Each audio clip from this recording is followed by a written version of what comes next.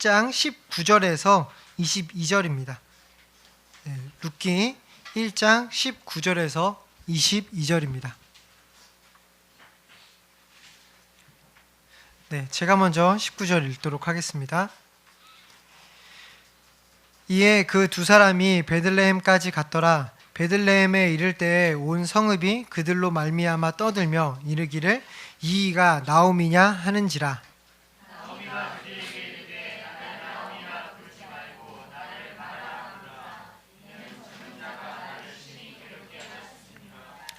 내가 풍족하게 나아갔더니 여호와께서 내게 비어 돌아오게 하셨느니라. 여호와께서 나를 징벌하셨고 전능자가 나를 괴롭게 하셨거늘 너희가 어찌 나를 나옴이라 부르느냐 하니라.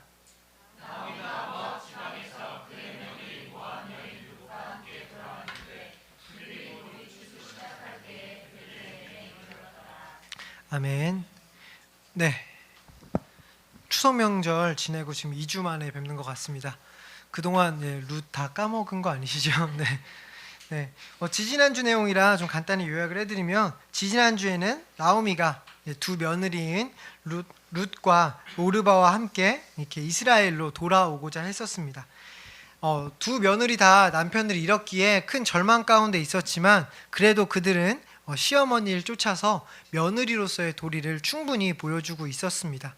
그 며느리로서의 도리, 사랑을 알기에 나오미도 이들에게 이제 고맙다, 이렇게 한 것으로도 나는 만족한다, 이러면서 여러 차례 권유하여 며느리들을 돌려보내고자 했습니다.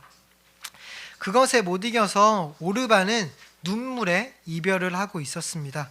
그러나 룻은 하나님을 알게 된 지는 얼마 되지 않았지만 분명히 하나님을 알았고, 하나님을 알아갈수록 하나님이 사랑이라는 것을, 그 사랑을 깨닫게 되었습니다. 그 사랑으로 인하여서 하나님을 사랑할 뿐만 아니라 이웃인 이 나오미까지도 사랑하는 모습을 보여주는 그 헤세드의 은혜를 보여주는 것이 바로 지난주의 내용이었습니다. 특히나 지난주에 정말 룻이 했던 고백, 정말 최고의 고백이라고 할 수 있는, 내가 살아서나 죽어서나 나오미 시어머니인 당신을 떠나지 않겠습니다. 왜냐하면 어머니의 하나님이 나의 하나님이기 때문입니다. 정말 너무나 멋진 고백이었습니다. 간접적으로 듣는 우리까지도 좀 벅차오르게 할 정도로 좀 멋있는 고백이었습니다. 그런데 여기서 아이러니한 것이 하나 있었습니다. 그게 무엇이냐면, 이 고백을 듣고 있었던, 그 고백의 대상이었던 나오미가 별 반응이 없었다라는 것입니다. 정말 벅차오르는 그런 고백인데 나오미가 뭐 좋다, 고맙다, 이런 말이 아무것도 없었다라는 것입니다. 그는 이미 매우 지쳐 있었고 큰 고난들이 연속된 가운데 절망의 늪에 깊이 빠져 있었습니다. 그랬기에 룻의 이 멋진 신앙 고백에도 전혀 반응을 할 수 없었던 것이었습니다. 이렇게 계속 조금 암울하고 어두운 분위기 가운데 지금 룻기 1장이 진행이 되고 있었는데요. 오늘 본문 19절에서야 드디어 고향인 베들레헴에 도착하고 있습니다. 고향 땅에 도착했는데요. 여러분들도, 우리 귀한 성도님들도 이 추석 때 다녀오셨을 고향, 뭐 그냥 이름만 들어도, 아니면 그곳에 도착함과 동시에 뭔가 좀 마음이 편해지는, 좀 이렇게 내가 안식이 되는, 의지가 되는 그런 곳인 고향에 이 나오미도 드디어 왔다라는 것입니다. 그런데 우리가 기대하기엔 조금이나마 이제 분위기 반전이 일어날 것 같은데, 오늘 분위기조차도 계속 어두운 분위기 가운데 있습니다. 10년 만에 나오미가 돌아왔습니다. 그랬기에 베들레헴, 이스라엘의 베들레헴 온 성읍은 굉장히 시끌벅적해졌어요. 왜 그랬냐면 10년 만에 돌아온 나오미의 행색이 좀 좋지 않았습니다. 그곳에서 엄청난 절망을 당했고 어려운 일을 당한 다음에 꽤 오랜 시간 걸어서 왔기 때문에 결코 좋은 행색이 아니었을 것입니다. 10년 전에 나갔을 때만 해도 풍족하게 나갔었는데 정말 어려움 가운데 돌아왔기 때문에 행색이 자신들의 정말 알고 있던 나오미의 모습이 아니었다라는 것입니다. 또한 동시에 어떤 이들에게는 10년 만에 재회한, 행색이 어떤지를 뒤로 하고 10년 만에 만난 나오미이기 때문에 너무 반가웠을 것입니다. 정말 두 번 다시 못 볼 거라고 생각했던, 정말 이제 더 이상 나오미에 대해서 어떻게 듣지도 못했던, 소식도 듣지 못했던 나오미인데 그가 돌아온 것을 보고 와, 정녕 네가 나오미냐, 내가 못 볼 줄 알았던 정녕 나오미가 맞느냐 하면서 반가움의 표시도 있었을 것입니다. 이렇게 반가움과 달라진 것에 대한 웅성거림, 이런 것들로 인하여서 베들레헴 온 성읍이 시끌벅적해졌다라는 것입니다. 그런데 이 상황에서, 이렇게 시끌벅적한 상황에서 찬물을 끼얹고 조용하게 만드는 것이 있는데 그것이 바로 나오미의 말입니다. 수많은 사람들이, 온 성읍이 그 자리에 모여 있었기 때문에 나오미가 작은 소리로 읊조리지 않았을 것입니다. 특히 이 나오미의 말을 담고 있는 것이 20절과 21절인데 그 내용만 보더라도 결코 읊조릴 수 있는 내용의 것이 아닙니다. 그는 분명 수많은 사람들 앞에서 절규했을 것입니다. 그 절규의 내용인 20절, 21절을 조금 길지만 다시 한 번만 읽어보도록 하겠습니다. 네, 지원이가 오랜만이라 네, 읽겠습니다. 시작.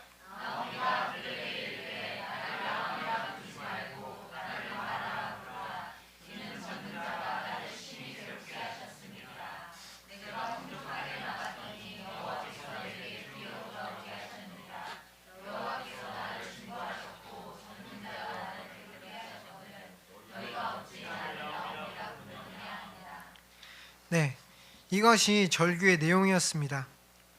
수군거리던 마을 사람들을 단 한마디로 조용하게 시키고 자기에게 집중시킵니다. 그 말이 무슨 말이냐면, 내가 나오미는 무슨 나오미냐, 나는 이제 나오미가 아니고 나를 마라라고 불러라, 이렇게 말하고 있는 거예요.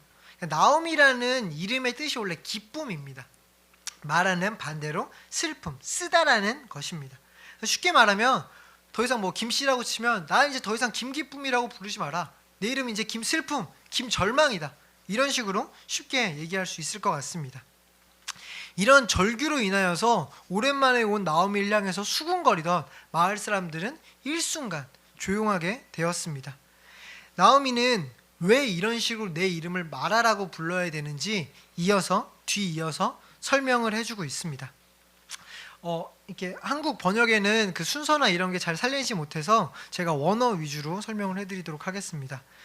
룻기에서 제가 여러 번 이렇게 얘기했던 게 역교차 구조가 나타나고 있는데요. 그게 뭐 처음과 뒤에가 똑같고 뭐 가운데 있는 내용이 강조되고 있는 게 역교차 구조인데요. 룻기는 이 외침 다음에 역교차 구조로 해서 설명을 하고 있는데 처음과 끝에서 비슷한 말을 반복하면서 이야기하는데 한글 성경에는 모두 괴롭게 하셨다라는 것으로 번역을 하고 있습니다. 전능자가 나를 괴롭게 하셨다. 한글 성경에 똑같이 번역을 해놨지만 원어에서는 조금 뜻이 다른데요. 20절에 전능자가 나를 괴롭게 했다라는 것은 마라, 그러니까 아까 나의 이름을 마라라고 해라, 그 마라랑 똑같은 어근을 가진 것으로 뜻은 쓰다입니다. 이것은 이미 13절에서 한번 얘기했던 단어입니다. 내가 너무나도 쓰다, 전능자가 나를 너무나도 쓰게 했다, 이렇게 말하는 것입니다. 이렇게 전능자가 날 쓰게 했다는 것으로 시작된 나오미의 말은 구체적으로 내 삶에 어떻게 쓰게 하셨는지를 설명을 하는데요. 그 내용이 첫 번째가 먼저 내가 풍족하게 나갔다라는 거예요. 내가 되게 풍족하게 나갔었는데 여호와께서 나를 텅 비게, 정말 아무것도 없이 돌아오게 하셨다라고 이야기하고 있습니다. 실제로 나갈 때는 남편이랑도 함께 나갔고 두 아들과도 함께 나아갔습니다.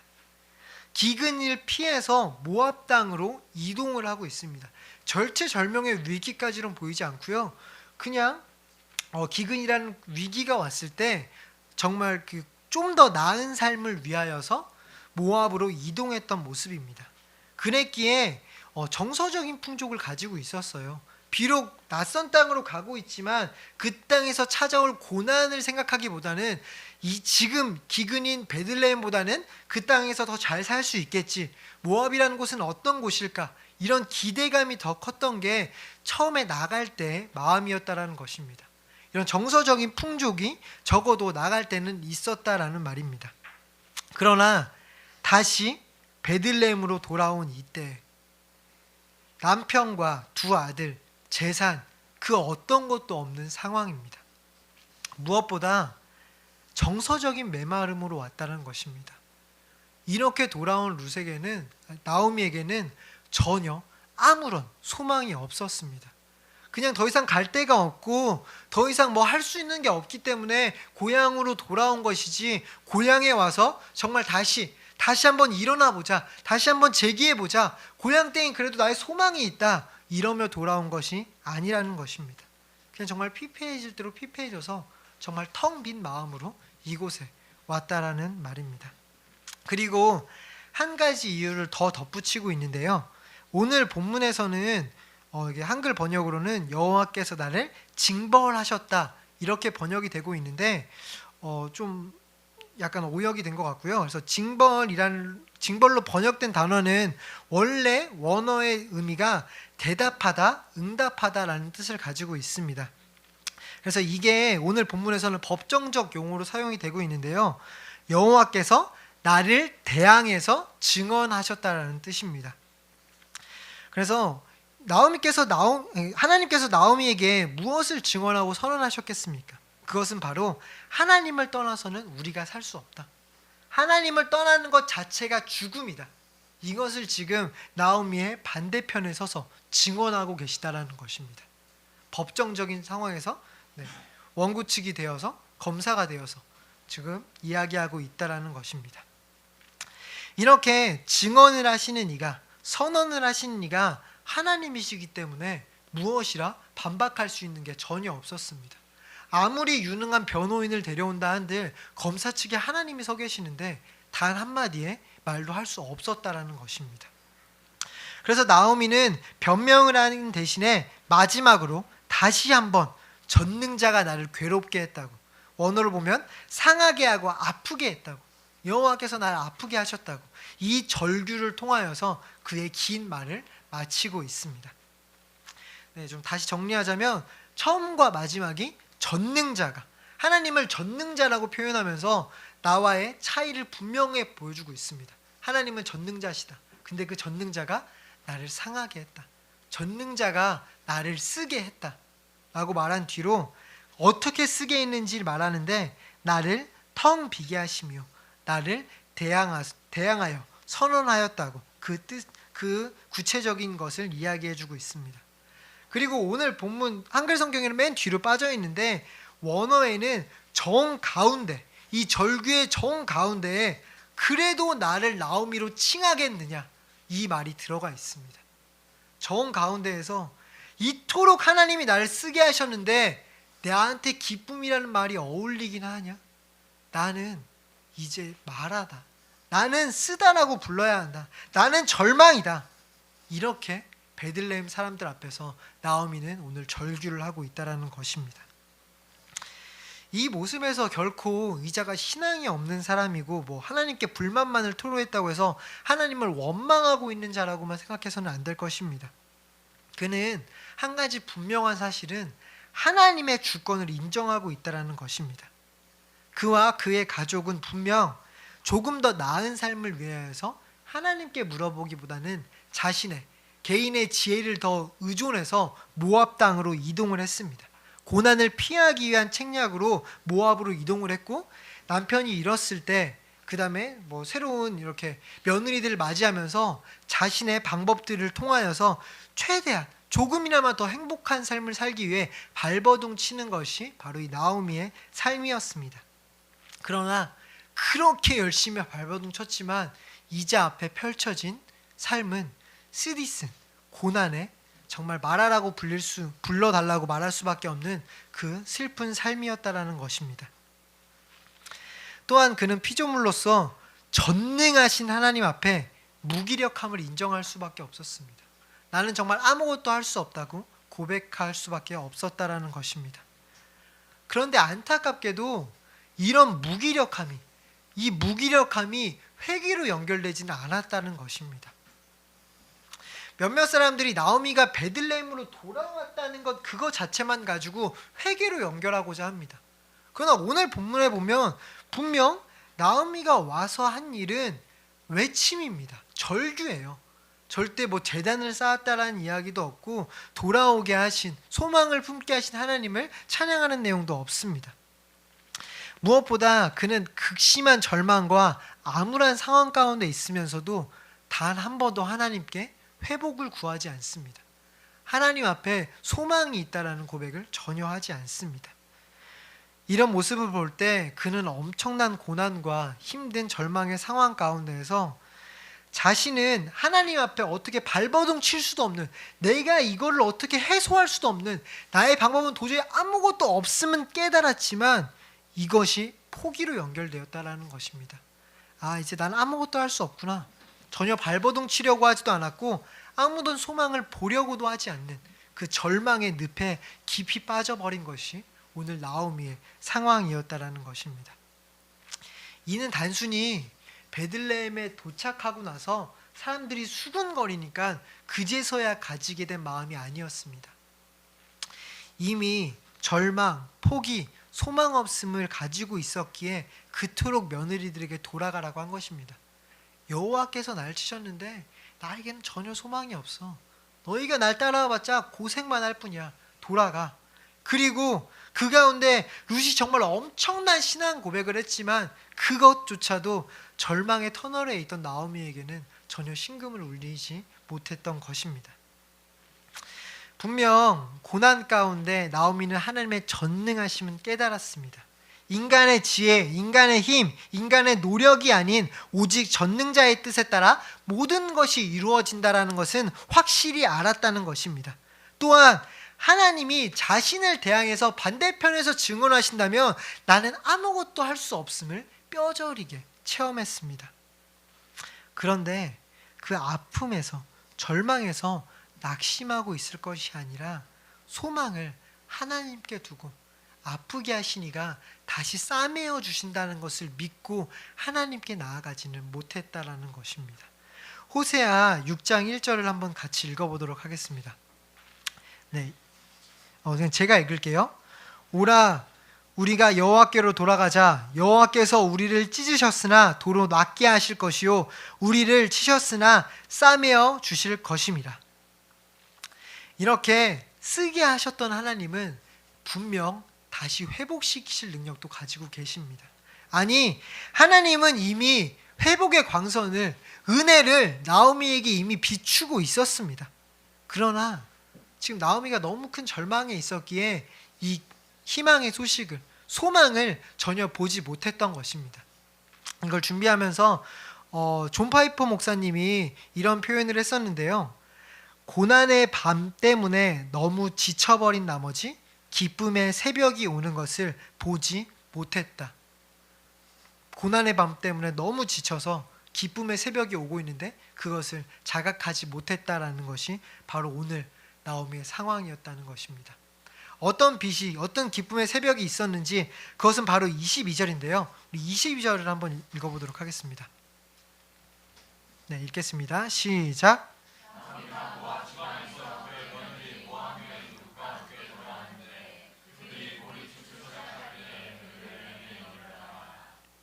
네, 위에서 20절에서 21절의 절규를 보면 계속해서 나오미는 단수를 쓰고 있습니다. 전능자가 나를 쓰게 하셨고 내가 풍족하게 나갔으나 내가 비어들어갔고 나를 징벌하시고 나를 아프게 했다. 계속 단수로 나만 강조하고 있습니다. 그런데 성경 저자는 의도적으로 19절에 보면 두 사람이 돌아왔다라고 얘기를 하고 있고, 또한 베들레헴이 떠들썩하게 된 이유도 나오미 한 사람, 그녀 때문이 아니라 복수인 그들로라는 표현을 통하여서 절대 나오미가 혼자 온 것이 아니라는 것을 부각시키고 있습니다. 그리고 방금 읽었던 22절에서 그 사람의 이름이 모압 여인인 룻이라는 것을 분명 우리에게 전달해주고 있습니다. 이렇게 절망 가운데 아무런 소망이 없다고 말하는 나오미지만 그의 곁에는 최고의 고백을 하고 있는 룻이 있었던 것입니다. 아주 텅 비었다고 그렇게 고백을 하고 있지만 아주 비지 않았음은 바로 룻이 있기 때문입니다. 룻이 어떤 고백을 했습니까? 정말 내가 살아서나 죽어서나 떠나지 않겠다. 내가 어머님을 살아서 계속 따라가는 것뿐만 아니라 죽어서도 어머니와 계속 함께 하겠다. 그 고백을 하고 있는 것이 바로 오늘 룻이라는 것입니다. 그러면서 그냥 입술로만 고백한 것이 아니라 분명 따라왔어요.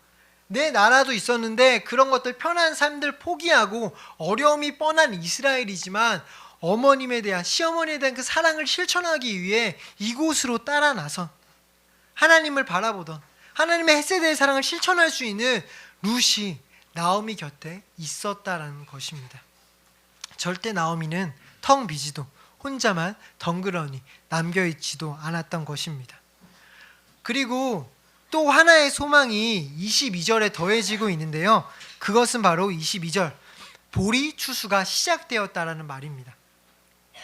룻기의 맨 처음 시작으로 돌아가 보면 1절에 모든 고난의 시작이 베들레헴의 흉년이 임하였다라는 것입니다. 이 흉년으로 인하여서 나오미가 모압으로 이동했던 것이었습니다. 그런데 이제는 마지막 절에서 보리 추수가 시작되었다는 말로 끝나고 있다는 것입니다. 정말 빛이 새어나오고 있는 것을 우리는 확인할 수 있습니다. 모든 것을 포기한 나오미였지만 그가 오게 된 타이밍은 몇 주 되지 않는, 1년에 몇 주 되지 않는 보리 추수의 때였다라는 것입니다.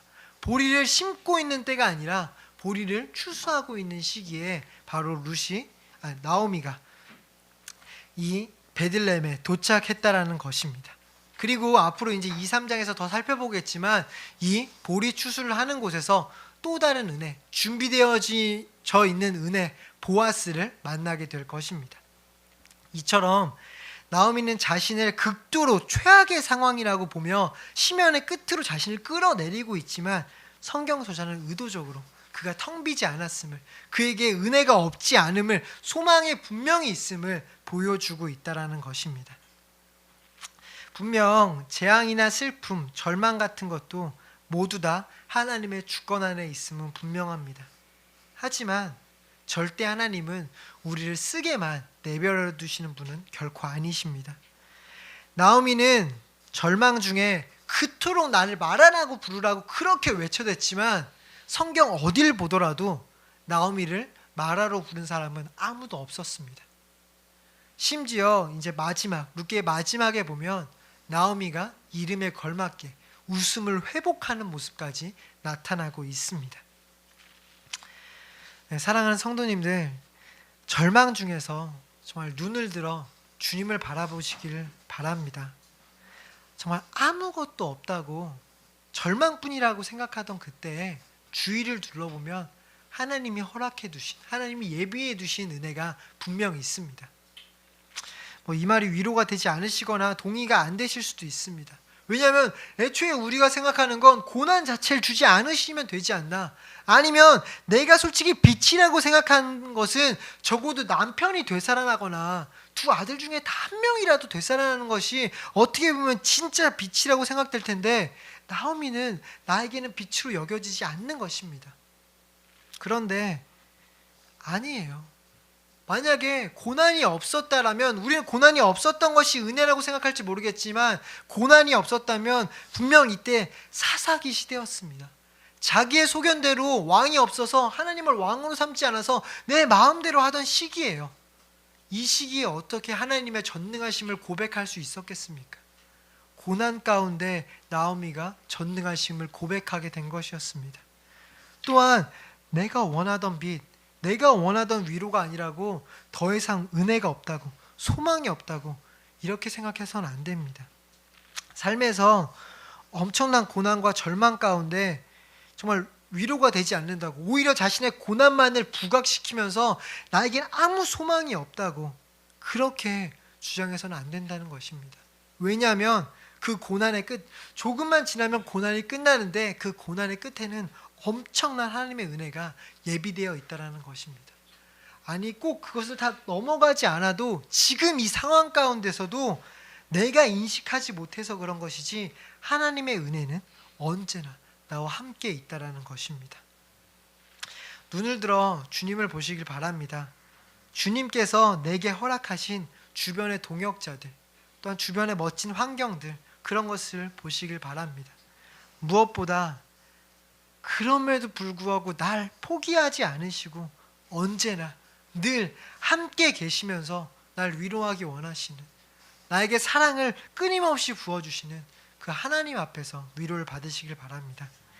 네, 마지막으로 호세아 6장 1절 한번 같이 읽고 마치도록 하겠습니다. 읽겠습니다. 시작. 오라 우리가 여호와께로 돌아가자. 여호와께서 우리를 찢으셨으나 도로 낫게 하실 것이요 우리를 치셨으나 싸매어 주실 것임이라. 아멘. 네, 이 시간 딱 한 가지 제목으로 기도했으면 좋겠습니다.